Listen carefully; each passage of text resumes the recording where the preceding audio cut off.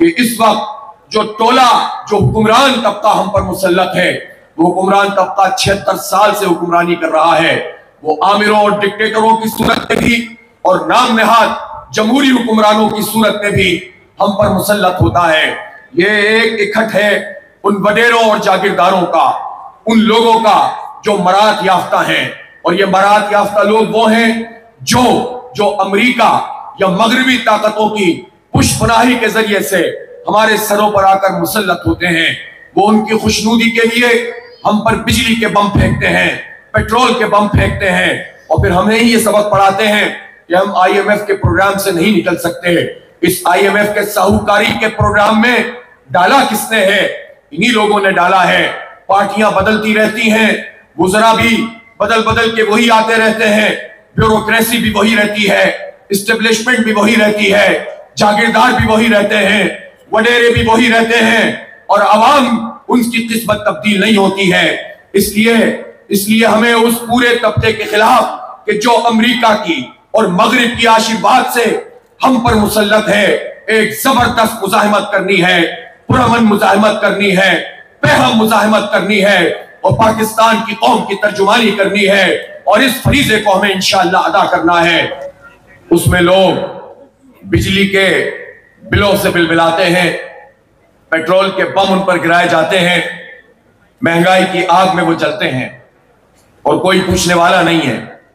इसलिए कि जितनी भी सियासी जमातें हैं उन्हें तो बस ये फिक्र लगी हुई है कि इंतखाब को कैसे आगे बढ़ाएं और कैसे अपना उल्लू सीधा करें, कैसे हम खुशनुदियां हासिल करें और एक मरतबा फिर इक़्तिदार पर कब्जा जमाएं। कोई अवाम के लिए उठने के लिए तैयार नहीं है। लेकिन कराची से लेकर खैबर तक, चित्राल के पहाड़ों से यहां के समंदरों तक, सिंध बलोचिस्तान, पंजाब और KP, हर जगह पर अल्हम्दुलिल्लाह अगर कोई एक आवाज है तो वो जमात इस्लामी की है। अमीर जमात इस्लामी पाकिस्तान सिराजुल हक साहब ने कौम को बेदार किया है, और पूरा पाकिस्तान अगर किसी को अपना तर्जुमान समझता है तो वो अमीर जमात है या जमात इस्लामी, जो कि जगह जगह पर एहतजाज भी कर रही है और अवाम के हक के लिए लड़ भी रही है। इस वक्त मुल्क में सबसे बड़ा मसला महंगाई का है,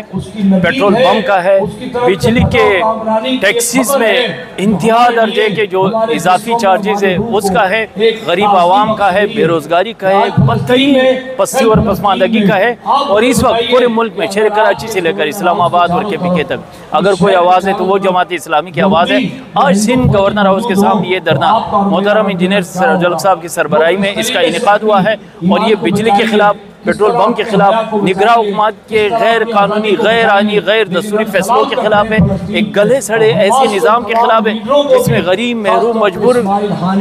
फर्द के लिए, एक महरूम मजबूर शहरी के लिए ना कोई आईन है, ना कोई कानून है, और ना कोई ज़िंदगी की बुनियादी सहूलतें हैं। जबकि तबका अशरफिया जो इस वक्त निज़ाम और मुसल्लत एक तबका अशरफिया है, उसके लिए कानून भी है, आइन भी है, दस्तूर भी है, ज़िंदगी के फैसिलिटीज़ भी है, और वो अरबपति और करबपति जो सिर्फ हुक्मरानी के लिए पाकिस्तान आते हैं।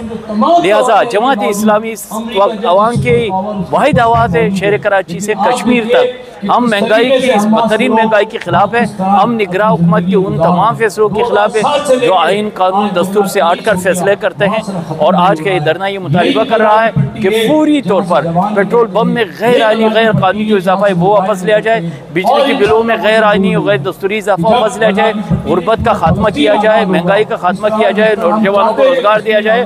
और निगरां हुकूमत का जो बुनियादी आइनी और दस्तूरी काम है, इंतखाबात, फेयर एंड फ्री इंतखाबात कराना, वो उसका काम है, वो कराए। और इसके साथ साथ हम ये भी बताना चाहते हैं कि इस वक्त शहर कराची में खुसूसन लॉ एंड ऑर्डर की जो बदतरीन सूरत हाल है,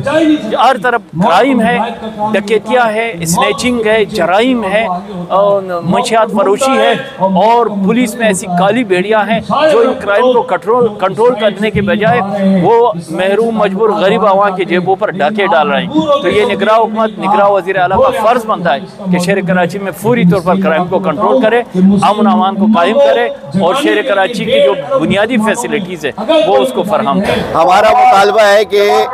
जो शरह सूद 22% से तजावुज़ पाकिस्तान में कर गया है, ये पाकिस्तान की आम आदमी ने लिए कर्ज नहीं है,